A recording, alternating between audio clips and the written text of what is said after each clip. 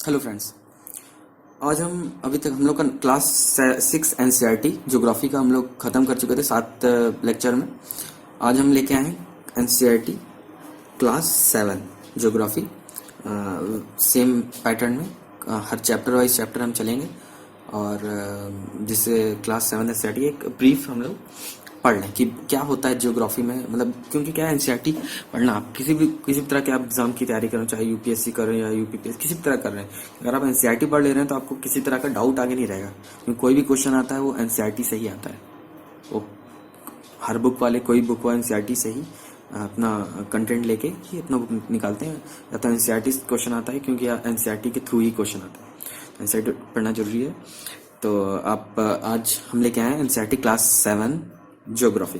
ठीक है, तो जो हमारा पहला चैप्टर है, फर्स्ट चैप्टर है इन्वायरमेंट।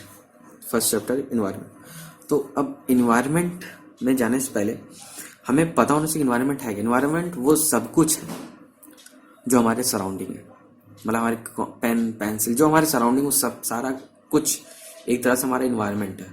क्यों हम बोलते नहीं हम इस इन्वायरमेंट पे रह रहे हैं। इस इन्वायरमेंट से मतलब वो आपका कैसे भी इन्वायरमेंट हो सकता है, आपका पहाड़ों वाला इन्वायरमेंट हो सकता है, आपका नदियों का इन्वायरमेंट हो सकता है, आपका इंडस्ट्रियल बिल्डिंग का इन्वायरमेंट हो सकता है, आपका कंस्ट्रक्शन का इन्वायरमेंट हो सकता है, आपका बेड या आपकी फैमिली इन्वायरमेंट हो सकता है, मतलब एनिमल किसी तरह इन्वायरमेंट हो सकता है। तो इसको एक जो अपने एनसीईआरटी ने एक फॉर्म में उसको कन्वर्ट कर रखा है, एक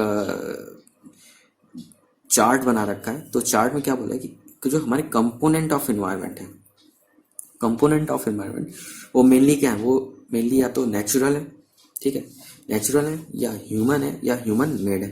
तीन ही तरह के अपने पास इन्वायरमेंट है, या तो नेचुरल है या ह्यूमन है या तो मैन मेड है।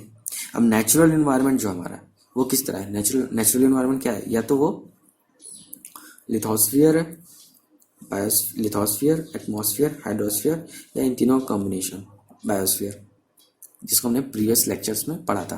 इसके बारे में इन तीनों बारे में हम एक बार पढ़ चुके हैं, एक ब्रीफ नॉलेज लिए हैं क्लास 6 में, ब्रीफ नॉलेज लिए होते हो, ब्रीफ का भी ब्रीफ नॉलेज होती है। ठीक है, तो हम नेचर में क्या आता है, लिथोस्फियर, बायोस्फियर, एटमॉस्फेयर और हाइड्रोस्फियर। ठीक, फिर हम अगर ह्यूमन में आते हैं तो ह्यूमन में जो इन्वायरमेंट है वो किस तरह से एक कंपोनेंट का काम करता है। वो करता है या तो एज ए इंडिविजुअल, ठीक है, या हम खुद इन्वायरमेंट अपने लिए, ठीक है, या हमारी फैमिली हमारी इन्वायरमेंट है, या जो जिस भी कम्युनिटी में हम रहते हैं, किसी भी तरह की कम्युनिटी में रहते हैं, वो हमारा इन्वायरमेंट है। हमारा रिलीजन हमारा इन्वायरमेंट है। हमारा एजुकेशनल सिस्टम, हम स्कूल में पढ़ते हैं, कॉलेज में पढ़ते हैं, तो हमारे सराउंडिंग जो लोग हैं वो हमारे इन्वायरमेंट का ही हिस्सा है। या पॉलिटिकल सिचुएशन कि आप किसी पार्टी के नेता हैं या वर्कर हैं या उसमें एक अच्छी पोजीशन पे, तो आपके सराउंडिंग में या आप उस पोजीशन पे, वो आपका एक तरह से कंपोनेंट ऑफ एनवायरनमेंट है। वो जो ह्यूमन क्रिएट करता है, नेचुरल जो नेचुरली क्रिएट है, लिथोस्फियर, एटमॉस्फेयर, हाइड्रोस्फियर और वायरोस्फियर, तो नेचुरली इन्वायरमेंट है।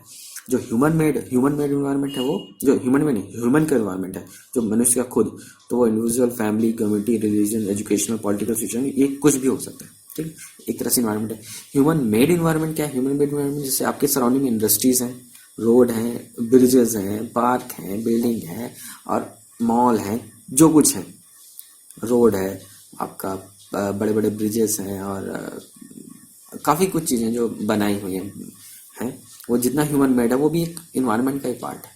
ठीक, तो हमारे नेचुरल अगर इन्वायरमेंट के बारे में लिखना जाए तो इन्वायरमेंट क्या है, जो कुछ भी हमारे surrounding, everything which is existed surrounding with us are called environment. ठीक है, तो इन्वायरमेंट के कंपोनेंट का, इन्वायरमेंट कंपोनेंट भी वही सारा है कि या तो अगर नेचुरली इन्वायरमेंट है, नेचुरल वाली चीज़ों में है, तो नेचुरल इन्वायरमेंट हो जाएंगे। तो नेचुरल में इन्वायरमेंट में क्या है, नेचुरल जो हमको देता है नेचर, वो नेचुरल इन्वायरमेंट हो जाए। ह्यूमन खुद में वो किस किस फॉर्म में है, खुद के फॉर्म में है, फैमिली के फॉर्म में है, पॉलिटिशियन के फॉर्म में है, कम्युनिटी फॉर्म है, रिलीजन फॉर्म, वो सब इन्वायरमेंट है। ह्यूमन मेड इन्वायरमेंट, ह्यूमन जो मेड करता है, तो ये सारा ये कंपोनेंट ऑफ इन्वायरमेंट है। ठीक है, नेक्स्ट, अब ये तो ठीक है, इसके अलावा दो तरह के ऑर्गेनिज्म या दो तरह के एलिमेंट होते हैं, या तो बायोटिक एलिमेंट होते हैं, ठीक, या तो एबायोटिक एलिमेंट होते हैं। बायोटिक मतलब जो लिविंग ऑर्गेनिज्म होते हैं, बायोटिक मतलब बायोटिक से याद रखिए, जो बायोटिक है वो लिविंग है, एबायोटिक मतलब नॉन लिविंग। ठीक, तो लिविंग लिविंग ऑर्गेनिज्म क्या क्या है? ये तो प्लांट है, एनिमल है, ह्यूमन है, ये सब तो ह्यूमन है, आपके फिशेस हैं, सब ये मतलब ये सब क्या है? ये सब लिविंग ऑर्गेनिज्म है। और नॉन लिविंग ऑर्गेनिज्म तो होते नहीं, नॉन लिविंग एलिमेंट्स होंगे, ठीक है। तो वो क्या हो जाएंगे? वो लैंड है आपका, बिल्डिंग है आपका, ब्रिज है, ये सब नॉन लिविंग है। तो इनको क्या बोलेंगे? इनको बोलेंगे एबायोटिक, ठीक है। अब इसके अलावा जो हमारा लिथोस्फियर है, इसके अलावा इसको जानने से पहले हमने जैसे लिथोस्फियर, एटमॉस्फेयर, हाइड्रोस्फियर, बायोस्फीयर सबके बारे में पढ़ा है, ठीक है।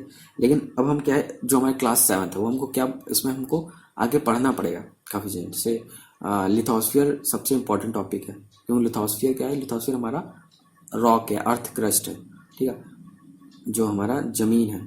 तो उसी के मिनरल्स, किस तरह के मिनरल्स पाए जाते हैं, वो धीमे धीमे हम कर पढ़ेंगे अर्थ के अंदर से। तो इसलिए लिथोस्फियर के बारे में उसने बताया कि लिथोस्फियर क्या है? Lithosphere is a solid crust और hard top layer of earth. Solid crust और हार्ड टॉप लेयर ऑफ अर्थ।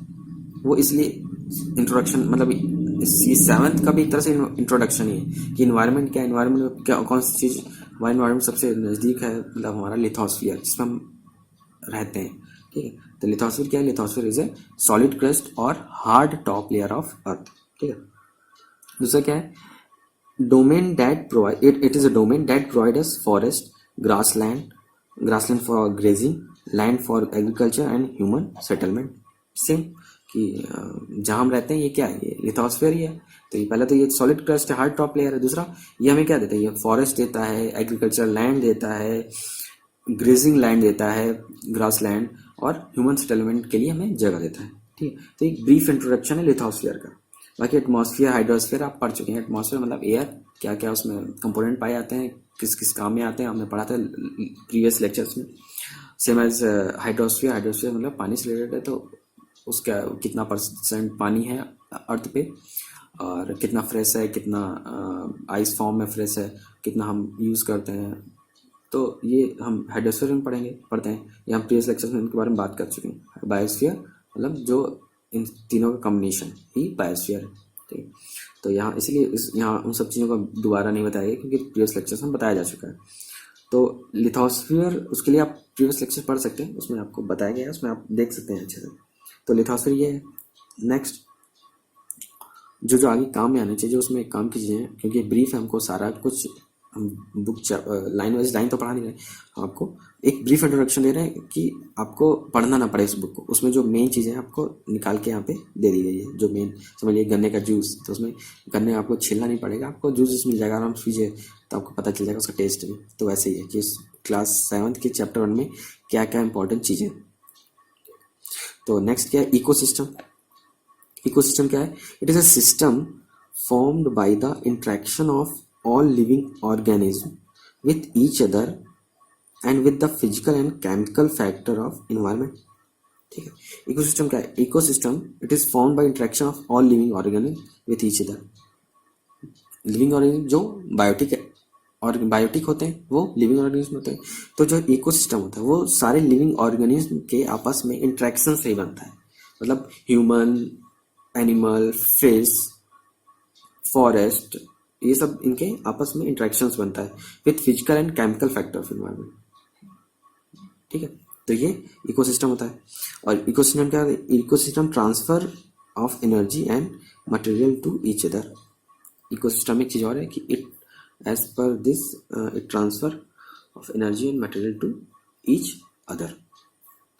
और इसके साथ साथ एक चीज़ आपको और पता होनी चाहिए कि जो हमारा वर्ल्ड इन्वायरमेंट डे है, क्योंकि काफ़ी पेपर में पूछ लिया था कि वर्ल्ड इन्वायरमेंट डे की डेट क्या है, किस डेट को बनाया जाता है। तो वो 5 जून है।